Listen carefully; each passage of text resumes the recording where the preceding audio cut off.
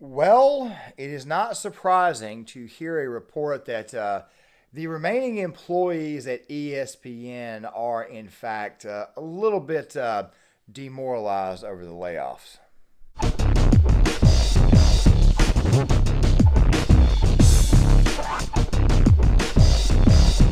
While nobody hopes anybody loses their jobs, while nobody wants to ever get laid off, and obviously the situation completely sucks, I want to go ahead and say right now that it's always darkest before the dawn, but at the same time, though, if you ever find yourself in a situation like this, try to view as many positives as possible and try to just understand that when God shuts one door, He oftentimes opens another one. Sometimes, well, actually, all the time, it's best to walk through the door that He just opened up for you. Make sure you guys stick around for the full video because trust me, as bad as this news may sound, I promise you there is a white pill at the end.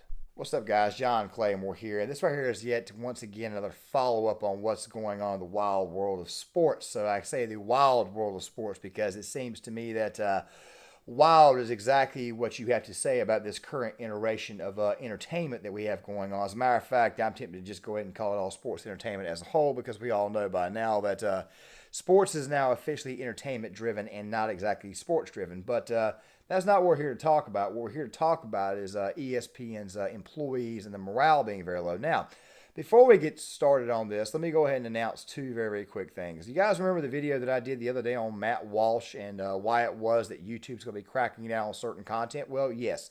This video right here, as you guys can see, has already been blocked. Well, seeing how close we are to monetization, let me just go ahead and say that in the near future, probably next month, there's probably going to be a few videos that are on my page in my catalog that may get removed. It's a cardinal sin not to remove content, but then again, at the same time, though, before you go into the actual checks of having your channel screened, whether you can be monetized or not, it might not be a bad idea to scrub a few topics that might be a little bit risque. Now, of course, I probably won't apply the minute I get the email, but I'm pretty sure you guys kind of know I'm kind of spacing things out before I actually do so. Still at the same time, though, you guys obviously know that the censorship is real, and I'm kind of waiting on YouTube to kind of lay the hammer down on a few more videos, but we'll handle that when we get there. Remember what I said before, improvise, adapt, and overcome. Now, number two, this right here has to do with this topic here. So the state of Florida, or the governor of Florida, is being sued by Disney. I personally don't think this lawsuit is going to bear any fruit, but it does kind of bother me how it is that a certain GOP candidate is saying that Disney needs to move up to her former state when she's no longer the governor of that state. And I don't think the current governor of that state is okay with the whole woke nonsense of Disney. I don't see exactly how it is that actually helps that individual. As I've always said, Nikki Haley is in fact a snake. But let's get off politics here for a second and let's go ahead and dive into this. So, do you honestly expect the ESPN employees to feel good about the situation? Let me explain something to you right quick.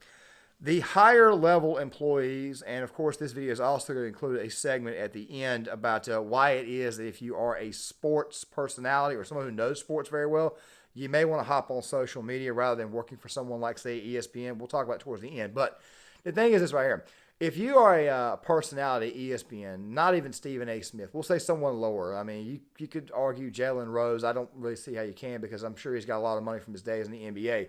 But if you're someone like, say, the likes of like Greenberg or Rex Ryan or maybe even one of the lower level names, Hollingsworth at one time, the guy who used to wear the pink suit, had the very, very irritating, damn near looked like Pennywise from It. That guy there, Marcus Spears, who, by the way, is about to get a contract renewal, Damian Woody, a lot of these people could probably go and create their own YouTube channels, possibly go and create their own following online. Or you've got enough money that it may actually hold you over till you find another job in sports. Let me give you an example of what I mean. Some people, in fact, start in different areas. A lot of people don't know this, but Fox News reporter Erin Andrews, people forget that she actually got her start working for the Atlanta Braves organization on TBS, lower level. I'm pretty sure she got a good amount of money. Instagram football star, or I wouldn't call her a star, but Instagram personality Annie Agar. She could more than likely get a job at any one of these organizations, but I'm pretty sure she's still doing pretty good as far as money is concerned. So if you're an employee at ESPN of low, let's just say you have a very low overall morale, meaning that you have a low spirit about what's going on there, you probably could get a job working somewhere else and be just fine. Dollars. They went to 15. So, Fowler doesn't have that leverage, and they have other people. They have Reese Davis. They have Sean McDonough, Bob Wischusen. They could look outside as well if they wanted to replace Fowler. So it's not a great leverage point. I do think they want to keep him, but I don't think it's definite what's going to happen there. And I also want to make one other quick point about this. I write every single day about the regional sports networks and the problems that they're having. Disney, ESPN is within the same sort of media environment.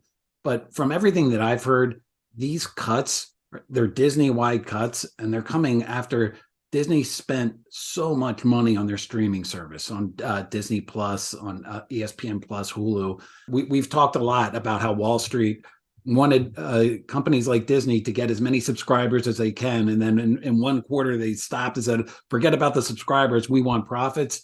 I think that what we're about to see happen at ESPN is, and all of Disney, is a function of that, more so than cord cutting or rebundling or any kind of like inherent fissures at ESPN.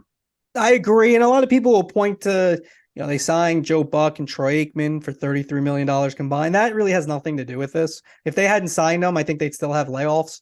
This is a Disney situation. No, they've signed some other contracts where sometimes I hear some numbers and I'm like, wait, why would you do that? There's no leverage. Why are you giving certain people this amount of money? But yeah, but I think they're going to try to, a lot of places, there's, kind of a feeling there might be a recession on the horizon.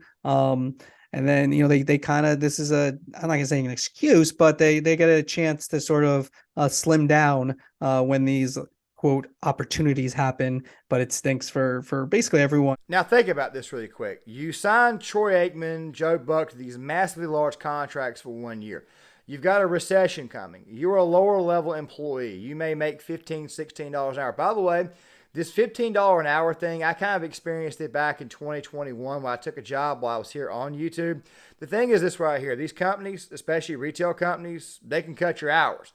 You go from working 40 hours a week to all of a sudden 20 hours a week, or maybe even less than that. Now, somebody's going to say that a lot of that's got to do with the employee itself being not exactly reliable. Okay, well, when everybody on the crew or everybody in the staff is getting the exact same amount of hours, which is right around 12 to 16, maybe not even 20, except, of course, management, that right there obviously screams some cuts are going on, and people are obviously trying to save money anywhere they can.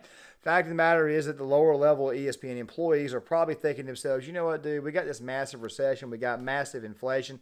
How the hell am I going to take care of my family? How the hell am I going to take care of everybody? How the hell am I going to take care of myself? How the hell am I going to pay rent? How the hell am I going to pay bills? Do I got to move back in with my mom? Do I got to move back in with my dad? Chances are if you worked in the Bristol, Connecticut location, or if you worked in the New York location, you had a much, much higher cost of living.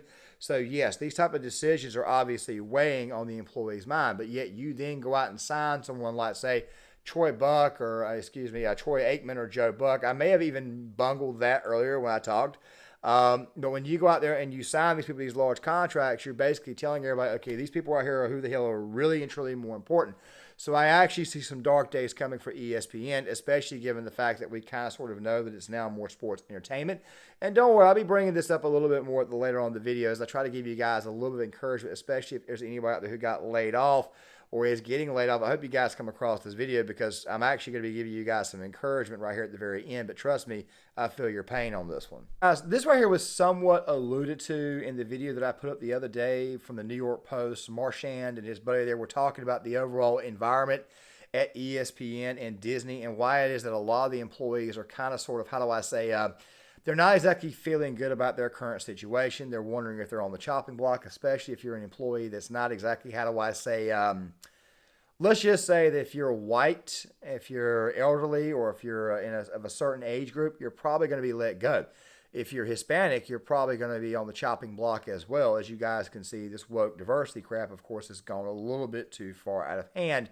And yeah, I'm just going to go ahead and let these guys kind of insinuate exactly what they were trying to say the other day, or what I'm trying to say. Obviously, you have a low overall morale. Now, Disney, which, by the way, ESPN is a part of Disney, where they've been distancing for a while. But the thing is, this right here, this lawsuit that they're levying against Florida is going to cost a lot of money. it makes you wonder if they're not making the situation a lot worse. So I would expect more cuts to come. Now, there is some more information about these layoffs that need to be said. They were doing these layoffs in 3 phases. The first round of people got laid off a couple of weeks ago. Another round of people are getting laid off right now. And there's another round of people who are going to be laid off here shortly. Fact of the matter is that employees are not liking this. And the mere fact that you're letting this linger is going to have a lot of people thinking in the back of their mind that, hey, look, I'm just kind of waiting to see when my number's going to be called. You're not exactly giving people the opportunity to go at least go to the unemployment office. Yes, I understand. I said that some people can obviously afford to be laid off. But then again, though, you've got people like camera crewmen, you've got people like stats people, you've got people who work in the office. Hell, you may even have people who work in the Bristol kitchen area in the loading docks bringing in food and stuff that may get laid off. I think it might be a good idea if you lay these people off and just go ahead and do it. Just go ahead and get on with it so that way they can know what the hell to do later on. Look, being fired from a job absolutely sucks. I've been fired before. I've been laid off before. That crap absolutely sucks. However, after a while, you're kind of like, look, I can kind of brush my pants off. I can kind of pick myself up and go back to work and find another job. Of course, it's going to be very, very hard to do this in this day and age, which is exactly what I want to talk about now. If you worked at ESPN and you know something about sports, maybe you should get here on YouTube. Maybe you should get on the Rumble platform. I would advise you guys go to YouTube first, and I'll explain why here in a second. Fact of the matter is this right here. ESPN radio, sports radio as a whole, has been dying. Well, there is an alternative to that, and of course, it is this here in podcasting. Why not give it a shot? What do you think I'm doing here? Okay, obviously, I talk about mostly social issues, especially when it comes to sports, wokeness, and now I'm doing a lot more pop culture takes. This right here is not the only channel I plan on creating. I do at some point in time plan on talking about sports when it actually gets itself squared away. Movies and film, characters, things of that nature there. There's a lot of things that you can do here on this platform. So if you have talent and you work for, say, ESPN, or you did work there, why not at least give it a shot? Open up an account, get on social media, go over and actually do this. By the way, I want to go ahead and tell you guys right now, because this is actually a piece of advice I want to go ahead and give you now before you choose to take my advice. When you're on YouTube, it is best to actually start, and this is what happened to me, it kind of hurt my content. It's best to actually start out with an actual niche. Like if you have a talent for, say, something like sports, for example, stay on sports. Don't get political or anything. Okay, just don't do it. I'm doing this not to demean your personal beliefs or anything. If you have a left view or a right view, I'm not here to demean that. Okay. If you do this, what you want to do is you want to obviously build up enough street cred where people actually trust you. So then maybe at some point in time, you can then talk about other issues. This channel right here to me, which by the way is my main account, which by the way I love, is not going to be the only account or the only channel that I create. Basically what I'm saying to you is that if you think you can get in front of a camera and talk, then by all means go right ahead and do so. There are some people out there who probably look at my content and say, this guy's got absolutely no talent at all. But of course, the more and more you do it, after a while, you do eventually feel much, much more comfortable and a lot better in your own skin. And after a while, you can kind of rip these topics off like it's absolutely nothing. However, the key is practice, because there are times I take like a couple of days off and I get back in front of the camera. Next thing you know, I've got like several takes that I have to keep deleting. Like I'm screwing up right now. The thing is this right here.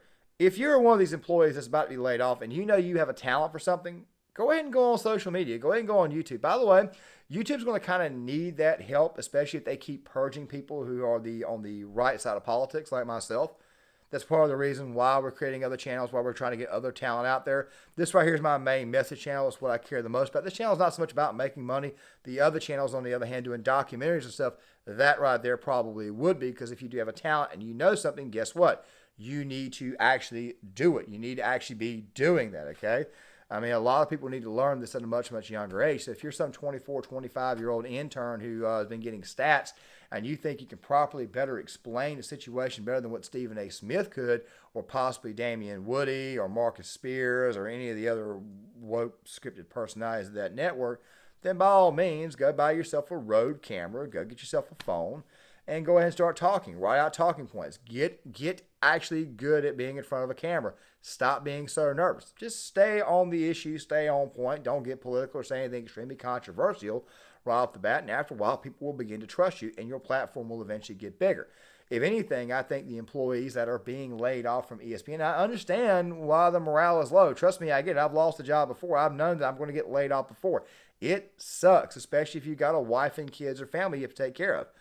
But if you've got the time and you've got the effort and you don't have anything lined up, by all means, if you're in a situation where you can actually pay for things, go ahead and start a YouTube channel. Go ahead and try it. Look, just don't delete any videos. Don't do what I did. Just don't say anything super friggin' crazy or whatnot early on. Of course, you can get clicks that way, but still, go ahead and build your brand. Go ahead and work on it. Go ahead and market. Go ahead and network. Get on Facebook. Put together a page for this. Put your Instagram together. Go ahead and do that. Try to view this as much as a positive as humanly possible. Go ahead and try to do that now. Don't think about this as some extreme negative. Get out there and get on the high horse and get to work. If you think you have talent, get here online. Do this right here. Of course, that's if you don't have a job lined up. But think about something really quick. This platform allows you to be your own star if you think about it. It allows you to be your own person. It allows you to be your own star, and therefore you will then immediately become self-employed. That is, of course, if you don't have something already lined up. Just giving you guys a bit of encouragement. Yes, I know getting laid off sucks, but go ahead and try to look at the glass half full. Okay, I know sometimes I come off as a little bit negative, but in reality, I'm actually very, very much a white pill, not a red pill guy, and very, very much a glass half full kind of guy. Try to look at the potential positives that could come out as a result of this. With that right there being said, guys, John Claymore here. Make sure you guys hit that like button, subscribe, share the video, sign up in the comment section. I'll see you guys later.